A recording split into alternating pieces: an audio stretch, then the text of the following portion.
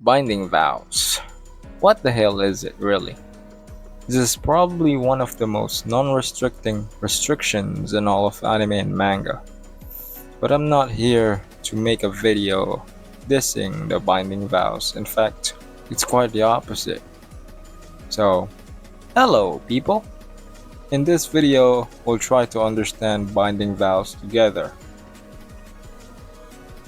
What really are the consequences that comes with one? Binding vows are one of the main tenets of Jujutsu sorcery. Everyone is able to use it even if it's unwillingly.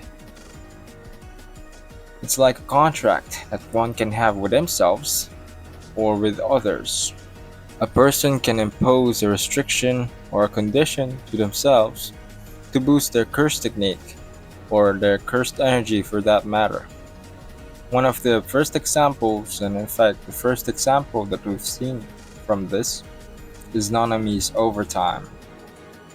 What it does is it restricts his cursed energy throughout the day and boosts it once the time comes. It's like 9 p.m. or 10 p.m. Another example of a binding vow is the most common one, the revelation of the sorcerer's technique. This is probably one of those that are built in a sorcerer. The idea with this is that the user is taking much more risks by revealing their technique. Therefore, the technique grows powerful exponentially. This is what really it boils down to when it comes to binding vows. The more you risk, the bigger the reward you accept. There's also making a contract with others. This is explained by Sukuna to Yuji. The conditions are to be proposed by the one party and the other should agree with it for it to be effective. As of any contract, it can be anything as long as it's conceivable by both parties. It's not necessarily needs to be an equivalent exchange either. It's more like a bargain and trade, if any.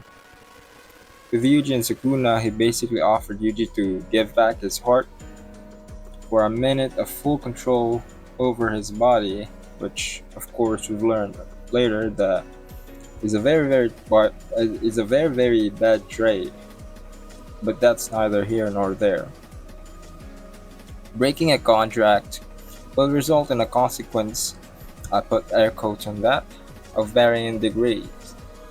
It all depends on what you got from it.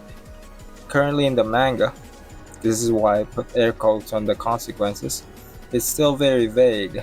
Nobody is really making the mistake of breaking it. Like here's an example, like for instance, if Miwa tried to swing a sword again, would she just keel over?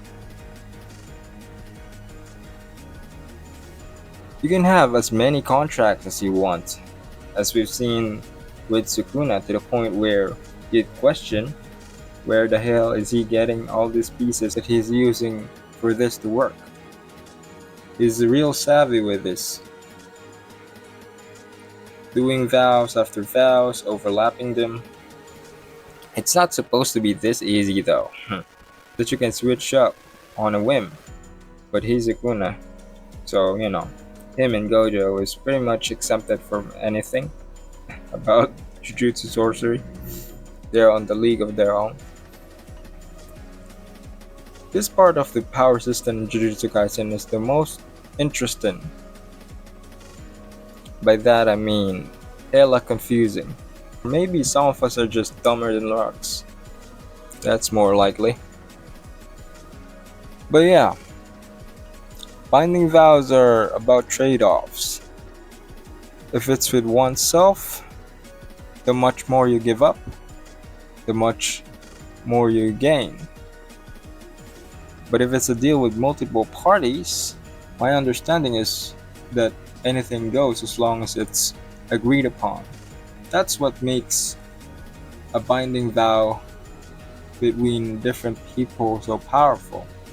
But I'm not sure if the importance of something that is part of the deal plays a factor or not.